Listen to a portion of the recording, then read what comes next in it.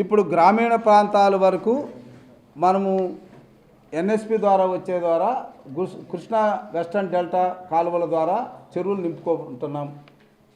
So అందుకోసమే చెరువుల మరమ్మతుల కోసం కేంద్ర జల మిషన్ ఇప్పుడు అది అమరజీవి జలధార దాని ద్వారా నిధులు కూడా కేటాయించుకున్నాం. ఈ ఎండాకాలంలో ఇప్పుడు ఆల్రెడీ కొన్ని చెరువులు చేస్తున్నాం. ఈ ఎండాకాలంలో పూర్తిగా మంచినీళ్ళు చెరువుల్ని శుభ్రపరచుకునే విషయంలో వాటిని స్ట్రెంథన్ చేసుకునే విషయంలో ప్రాధాన్యత ఇస్తాం. దానికి మాకు కేంద్ర జల మిషన్ కేంద్రం ద్వారా ఉన్నటువంటిది ఇప్పుడు మేము రాష్ట్రంలో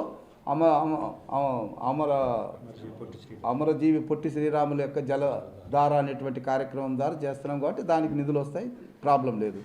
ఇక పట్టణానికి సంబంధించి మీరు అన్నట్టుగానే గతంకి ఇప్పటికీ మీరు చూస్తే గోరంట్లలో 15 రోజులు నీళ్ళు వచ్చేదాన్ని ఈరోజు ఒక రోజు కూడా ఒక గంటన్నర తీసుకురాగలుగుతున్నాం. కానీ మేము ప్రామిస్ చేసింది 24 గంటలు ఇస్తామని. తప్పకుండా ఆ మాటకు కట్టుబడ్డానికే ఈరోజు అమృత్ 2లో మేము దాదాపు 365 కోట్ల రూపాయలు కేటాయించాం.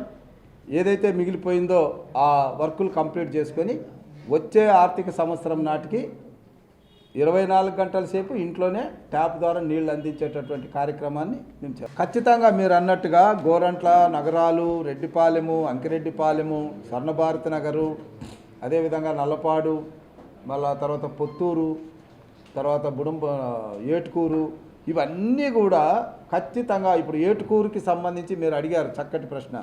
ఏటుకూరుకి, బుడంపాడికి, తర్వాత బొంతపాడికి కలిపి ఏకంగా ప్రత్యేకంగా 27 కోట్ల రూపాయలు నిధులు కేటాయిస్తాం. దానికి టెండర్లు జరుగుతున్నాయి. తొందరలో ముఖ్యమంత్రి గారి చేత శంకుస్థాపన కార్యక్రమాలు జరుగుతాయి.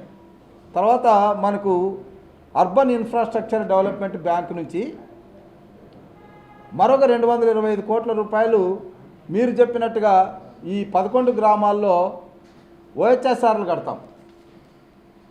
తర్వాత అక్కడున్న చెరువుల్లో నీళ్లు నింపడానికి చెరువులను కూడా అభివృద్ధి చేస్తాం. సో ఇప్పుడున్న 2-3 జలాశయాలకి ఇంకొక 3 జలాశయాలు పెరుగుతాయి. గుంటూరులో ఇప్పుడు గోరంటలో ఒక జలాశయం దాదాపు 13 ఎకరాల్లో ఒక జలాశయం ఏర్పడుతుంది. మరి అట్లా విధంగా మనకు లాల్పురంలో, తర్వాత చోడవరంలో, అదేవిధంగా వెంగళాయపాలెం చెరువు, తర్వాత ఇప్పుడు నల్లపాడు చెరువు, ఇవన్నీ కూడా ఆ కోణంలోనే వస్తాయి. ఏదేమైనా మేము నెక్స్ట్ ఎలక్షన్ ఓటు అడిగే లోపల ఇంట్లో ట్యాప్ ద్వారా 24 గంటల సేపు నీళ్లు, నాణ్యమైనటువంటి విద్యుత్తు, నాణ్యమైనటువంటి రోడ్లు, నాణ్యమైనటువంటి డ్రైన్లు, ఇవన్నీ కూడా మెరుగైనటువంటి వసతులు ఇవ్వడం ఇక్కడ టౌన్లో అయితే, పల్లెల్లో రైతాంగాన్ని ఆదుకోవడానికి ఏదైతే గుంటూరు ఛానల్ మోడర్నైజేషన్, ఎక్స్టెన్షన్, నల్లమడు వాగు, అదేవిధంగా పంట కాలువలు శుభ్రం చేయడం, రైతం పండించినటువంటి ధాన్యాన్ని కొనుగోలు చేయడం, రైతుకి ఎలాంటి ఇబ్బంది లేకుండా ఒక రామరాజ్యంలో ప్రజలు ఎట్లయితే ఆనందంగా ఉంటారో రైతులు కూడా మన చంద్రన్న రాజ్యంలో అలాగే ఉండడానికి అన్ని కోణాల్లో పనిచేస్తారు.